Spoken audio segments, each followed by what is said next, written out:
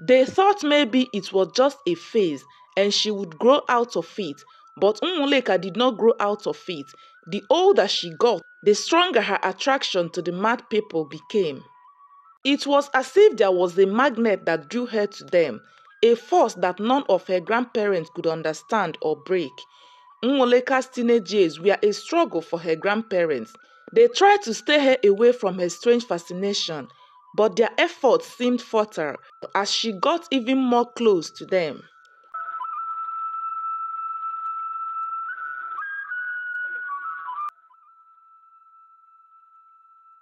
Once upon a time in Olani, there lived a man whose name was Onoche. Onoche and his wife Ekoma were blessed with a daughter and 4 sons. They made and sold baskets in Nkwo Olani. The couple had a beautiful family which they raised in love. They shared African folktale stories at dawn, sitting under an orange tree in their compound. Their only daughter Nzube was a secondary school girl. She attended Olani Community High. Nzube, like every other teenage girl, had lots of dreams and ambitions, but it all changed when she, without a reason known to anyone, grew cold and began to isolate herself from the rest of her family members. Her parents wondered why she no longer gets involved in the family story time at dawn. Every morning when it was time for her to prepare for school, she would remain in bed crying. And whenever she was asked why she was crying, she would say that she does not want to go to school. This sudden behavior of hers surprised her parents as they wondered how their ever-cheerful daughter, who was always the first to get ready for school, suddenly would not want to be in school. After a few weeks, her mother discovered that she was pregnant. Ekoma and her husband Onoche were shocked to their marrow. They could not place how their only daughter, a 16-year-old girl, would be expecting a baby. In that moment of shock, they asked her who got her pregnant with anger in their voice, but Nzube only cried and never said a word to them. No matter how many questions they asked, she refused to reveal the identity of the man.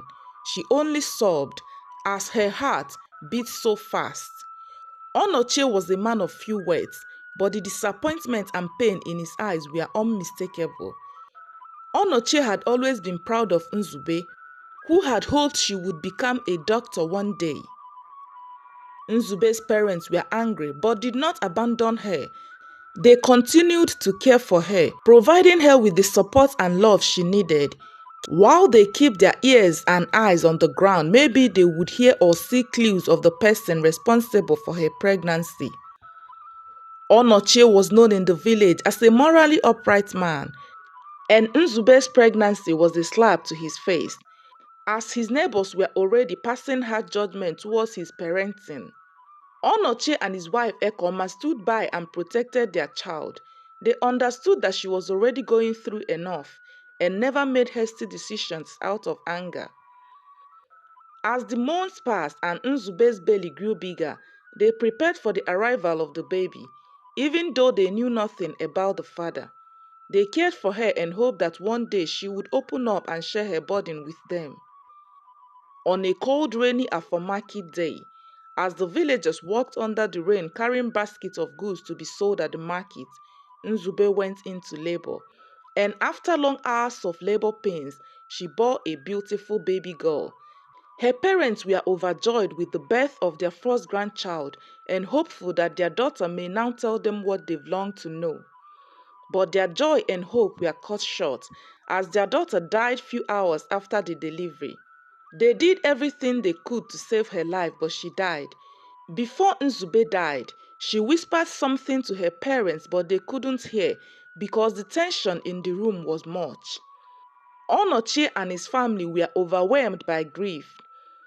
They had lost their daughter, but in her place they had a grandchild. They named the baby Nwoleka, which means happiness is greater.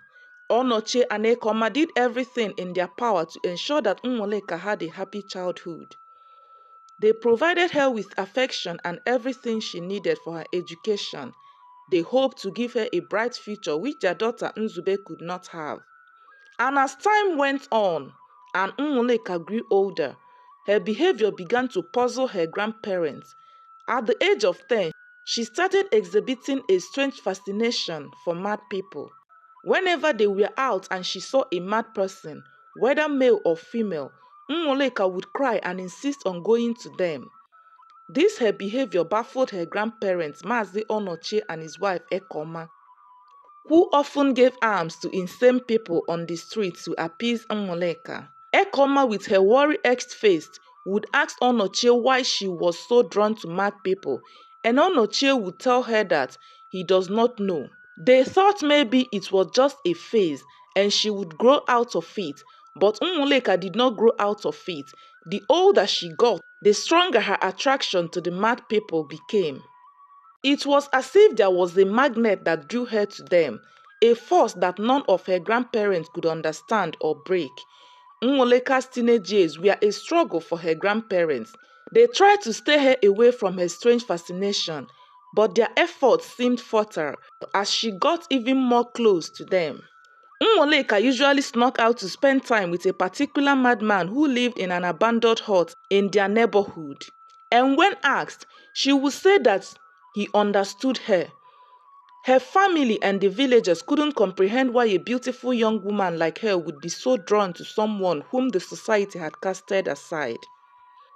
Nwoleka's grandparents sought help from psychologists and counselors, but nothing seemed to explain or change her behavior. Nwoleka was grown and ripe for marriage, and suitors began to come to ask for her hand in marriage. Her grandparents were happy. They hoped that marriage might be a key to take her away from her troubling behavior. But Nwoleka turned them all down without a reason. And as the days went by and suitors kept coming, she told her parents that she would only marry her mad friend. Her grandparents were shocked beyond words. They had feared for Nwoleka's future, but they never imagined she would go this far. It was at this point that they knew that whatever that fascination was can never be ordinary, and so they sought help from a local seer in a faraway village of Aji. The seer told them that their granddaughter's behavior was as a result of a curse. He told them that their daughter Nzube had been assaulted by a madman, and Nwoleka was the product of that assault, and as the tradition of the madman's people demands, no offspring of theirs would be left outside their fold, and that was why Nwoleka was drawn to mad people. She was only exhibiting the strange character for her root to be traced. Onochie and his wife Ekoma were dumbfounded. The revelation was beyond anything they had imagined.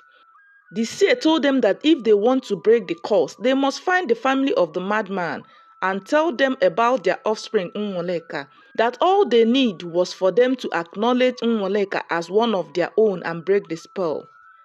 Mazi Onochie and his wife, with the guidance of the seer, went in search of the madman's family. They searched for days and weeks, asking around and following every lead. And finally, after weeks of searching, they found a small village where the madman's family lived. They told them how their son assaulted their late daughter Nzube, the birth of Nwoleka and her strange behavior. The madman's family told them that they lost their son so many years ago. The mother said her son was a good man before he lost his sanity, and they never knew he had a child. The family happily acknowledged Nwoleka as their own and performed a traditional ceremony to welcome her into their family as a bloodline. After the ritual was done, Onochie and his wife went home with their grandchild. When they got home, they noticed Nwoleka's behavior changed almost overnight. She no longer felt the inexplicable pull towards the mad people.